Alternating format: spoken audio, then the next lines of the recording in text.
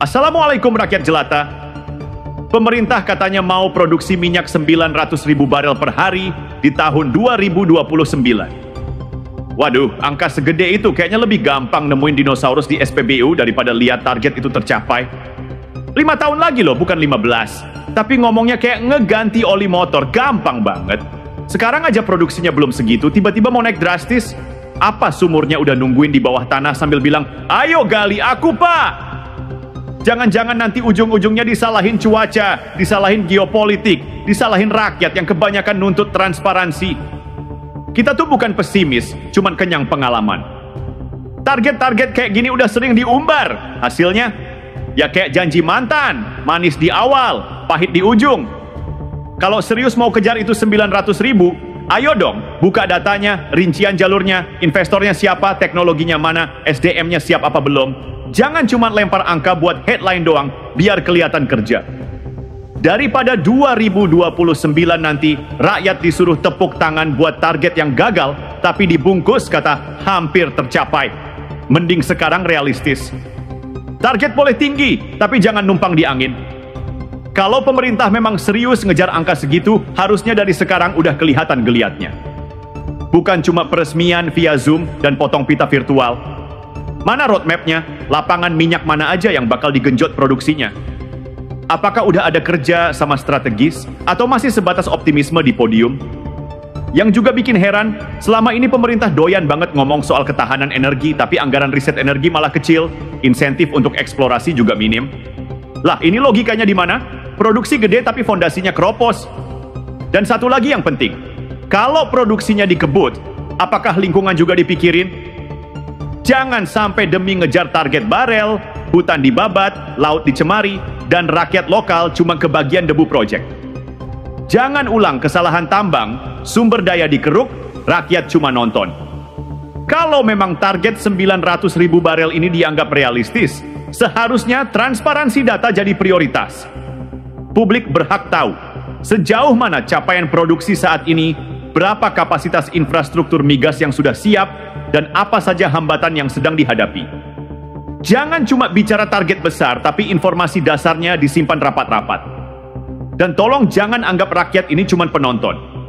Libatkan akademisi, insinyur migas, sampai masyarakat lokal dalam diskusi soal produksi ini. Karena kalau kebijakan cuma lahir dari rapat elit tanpa menyentuh realita lapangan, hasilnya ya bisa ditebak. Ambisi tinggi, eksekusi compang-camping. Satu hal lagi yang sering luput, SDM. Siapa yang akan menjalankan semua ini? Tenaga kerja migas kita sudah siap atau belum? Atau malah nanti ujung-ujungnya proyek besar dijalankan oleh asing lagi? Kita cuma kebagian bangga di spanduk? Masalah lainnya, bicara soal target minyak nasional sebesar itu, tapi belum jelas bagaimana strategi mengurangi ketergantungan pada ladang-ladang tua. Banyak sumur kita sudah masuk usia lanjut, produksinya makin menurun. Kalau mau ngejar angka tinggi, perlu investasi besar-besaran buat eksplorasi baru. Pertanyaannya, investornya ada nggak? Atau kita cuma berharap dari BUMN yang tiap tahun makin ngos-ngosan? Belum lagi urusan birokrasi. Dunia migas itu sensitif terhadap kepastian hukum. Kalau regulasi berubah-ubah, proses perizinan lambat, dan koordinasi antar lembaga lemah, ya jangan heran kalau investor minggat dan proyek mandek. Target tinggal angka, realisasi tinggal harapan. Dan lucunya, setiap kali bicara produksi migas, yang dijual ke publik itu semangatnya, tapi nggak pernah dibarengin dengan komitmen reformasi tata kelola. Padahal, produksi tinggi tanpa perbaikan sistem cuma akan melahirkan kebocoran baru. Rakyat nggak butuh angka besar kalau hasilnya nggak nyampe ke dapur mereka. Satu hal yang patut dipertanyakan juga, kenapa angka 900.000 barel dipilih? Apakah itu hasil perhitungan teknis yang matang, atau sekadar angka politis buat tampak ambisius di tahun politik? Karena kalau cuma ngejar simbol swasembada tanpa basis kalkulasi rasional, itu bukan perencanaan, itu pertunjukan. Dan jangan lupa, target besar seperti ini pasti butuh dukungan fiskal jangka panjang. Tapi sampai sekarang, belum ada kejelasan soal skema pendanaan. Apakah lewat APBN, utang, kerjasama swasta, atau kombinasi? Kalau tidak dijelaskan dari awal, nanti begitu gagal, ujung-ujungnya yang disalahkan faktor eksternal. Ada juga risiko soal ketergantungan pada minyak. Dunia sedang bergerak ke energi terbarukan, sementara kita justru all in ke produksi fosil. Kalau 2029 dunia sudah setengah pindah ke listrik dan hidrogen, lalu kita baru panen minyak, siapa yang mau beli?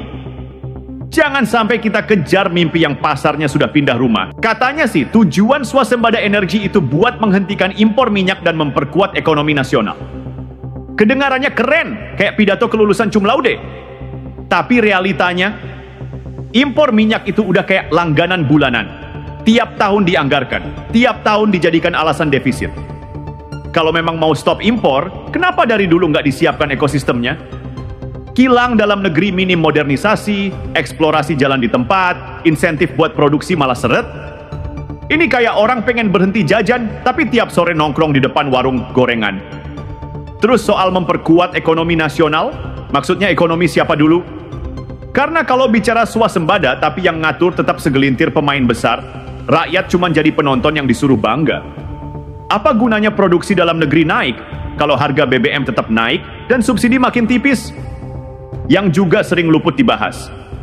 Apakah swasembada ini akan berdampak ke harga jual ke rakyat?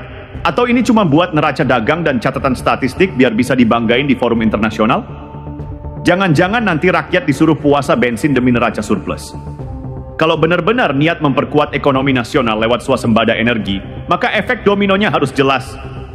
Produksi naik itu satu hal, tapi apakah nilai tambahnya tinggal di dalam negeri?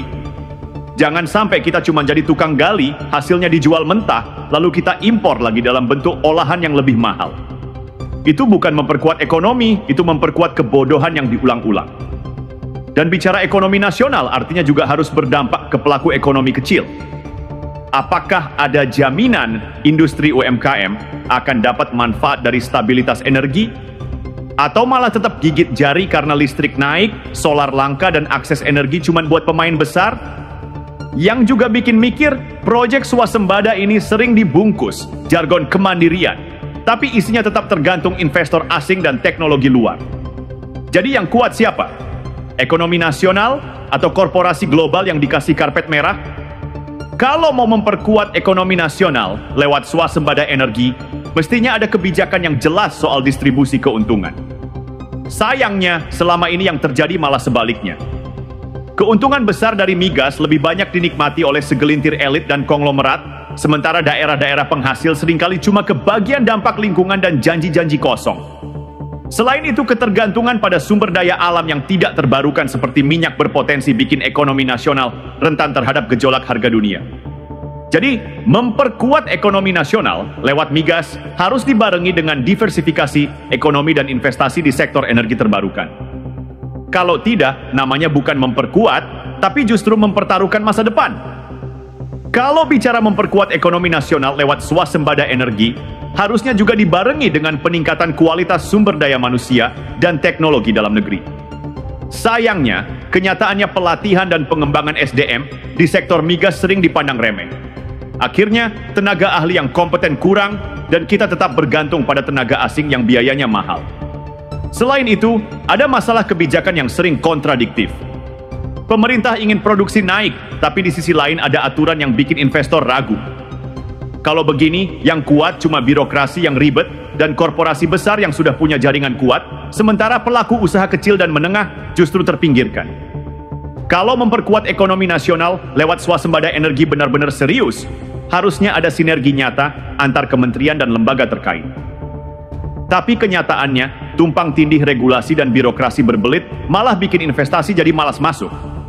Jadi, kita bisa bilang kita kuat, tapi faktanya malah kuat di bidang administrasi rumit, bukan produksi energi. Dan jangan lupa soal transparansi anggaran dan penggunaan dana dari proyek migas. Selama ini banyak kasus di mana dana proyek besar hilang entah kemana, sementara rakyat cuma bisa pasrah bayar harga bahan bakar yang terus naik. Kalau tidak ada pengawasan ketat, bagaimana bisa memperkuat ekonomi nasional? Kalau bicara memperkuat ekonomi nasional lewat swasembada energi, mestinya ada strategi jangka panjang yang jelas untuk mengantisipasi fluktuasi harga minyak dunia. Tapi kebanyakan kebijakan terlihat reaktif, cuma merespon kondisi sesaat tanpa visi masa depan yang kokoh. Ini bikin ekonomi kita rentan dan bikin target swasembada sering terombang-ambing. Selain itu, jangan lupa bahwa swasembada energi bukan cuma soal produksi, tapi juga soal efisiensi dan pengelolaan sumber daya. Kalau sumber daya dipakai boros tanpa inovasi, Hasilnya hanya menumpuk masalah baru, bukan memperkuat ekonomi. Puluhan miliar dolar katanya bisa dihemat kalau kita sukses swasembada energi. Wah, angka yang bikin rakyat langsung semangat kalau ditransfer ke rekening. Tapi sayangnya, angka besar itu seringkali hanya mampir di pidato, bukan di kas negara, atau apalagi di dapur rakyat. Pertanyaannya, hemat dari sisi mana? Karena sampai hari ini, laporan resmi soal proyeksi penghematan itu belum pernah dijabarkan secara transparan. Apakah hemat dari berkurangnya impor? Atau justru hemat versi anggaran karena ada pemotongan di sektor lain yang enggak disorot? Jangan-jangan hematnya versi PowerPoint, bukan realitas anggaran. Dan lucunya, sementara bicara soal efisiensi puluhan miliar dolar, proyek migas dan infrastruktur pendukungnya justru dikerjakan dengan model pembiayaan yang berisiko tinggi. Dari mana efisiensinya kalau pengadaan alat bor aja masih pakai sistem markup? Apa efisiensi itu maksudnya efisien buat segelintir orang? Kalau memang niat hemat, mulai dulu dari efisiensi birokrasi dan belanja negara yang nggak jelas. Juntrungannya, karena percuma bicara penghematan besar kalau masih ada anggaran seminar energi miliaran yang isinya cuma tepuk tangan dan makan siang mewah. Klaim penghematan puluhan miliar dolar juga jadi tampak kosong kalau tidak disandingkan dengan potensi biaya sosial dan lingkungan yang muncul dari proyek swasembada itu sendiri. Eksplorasi besar-besaran, pembangunan kilang, pembukaan lahan, semuanya berbiaya. Tapi biaya itu sering disembunyikan di balik istilah investasi strategis. Padahal, bisa jadi nanti yang dibayar mahal justru generasi berikutnya. Belum lagi kalau bicara efisiensi, kita harus tanya, berapa banyak kebocoran yang masih terjadi di sektor energi? Selama sistem pengawasan masih longgar dan transparansi masih rendah, maka efisiensi itu hanya jadi kata manis yang menutupi lubang-lubang pemborosan. Dan satu lagi, kalau benar bisa hemat puluhan miliar dolar, publik layak tahu rencana penggunaannya. Mau buat apa dana hemat itu? Pendidikan, kesehatan, subsidi energi, atau malah untuk proyek mercusuar berikutnya yang ujung-ujungnya nggak dirasakan rakyat?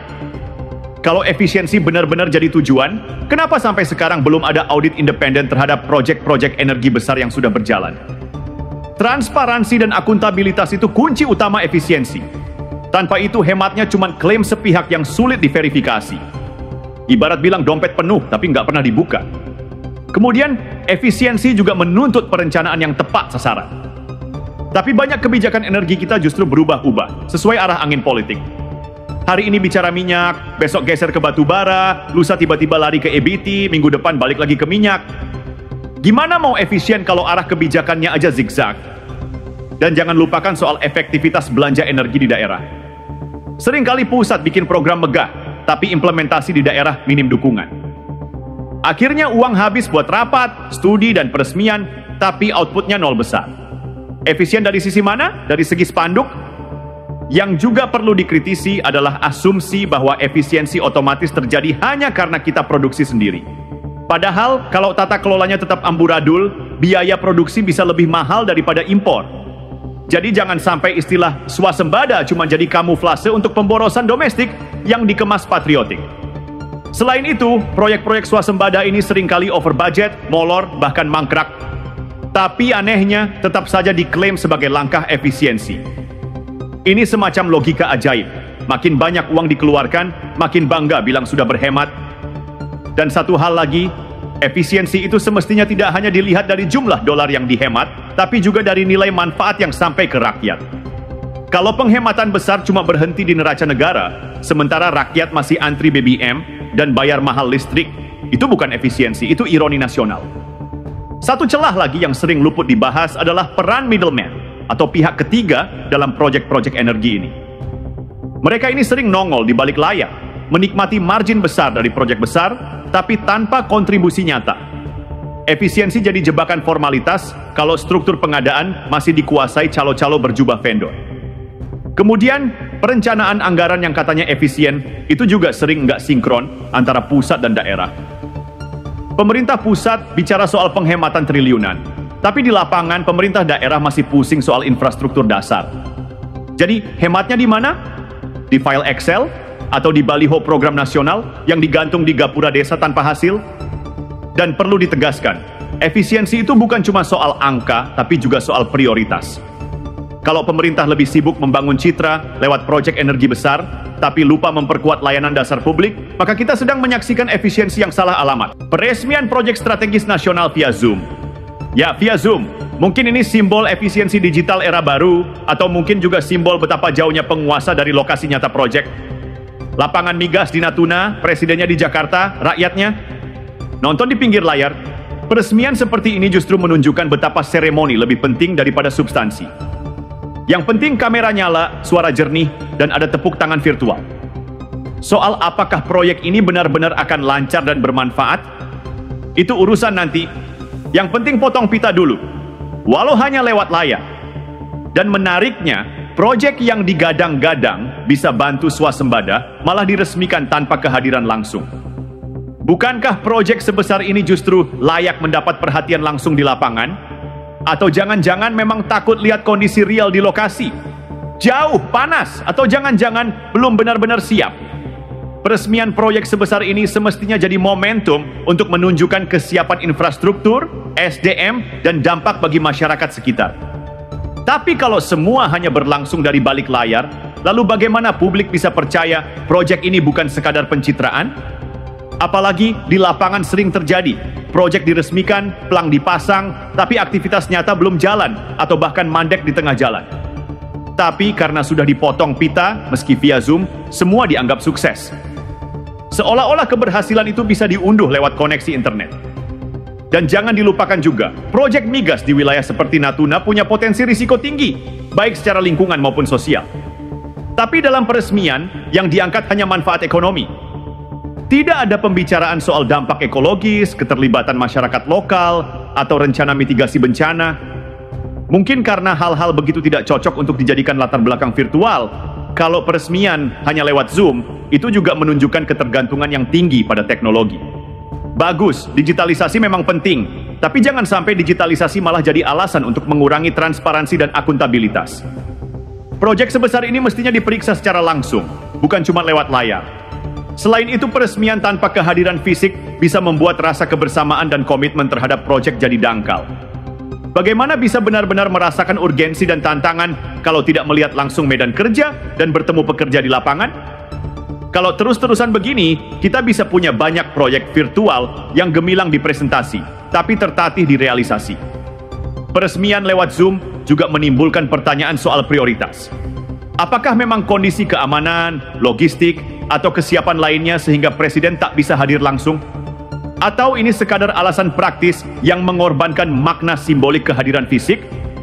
Kalau alasan efisiensi, apakah efisiensi ini benar-benar tercermin di seluruh aspek proyek atau cuma di momen seremoni saja?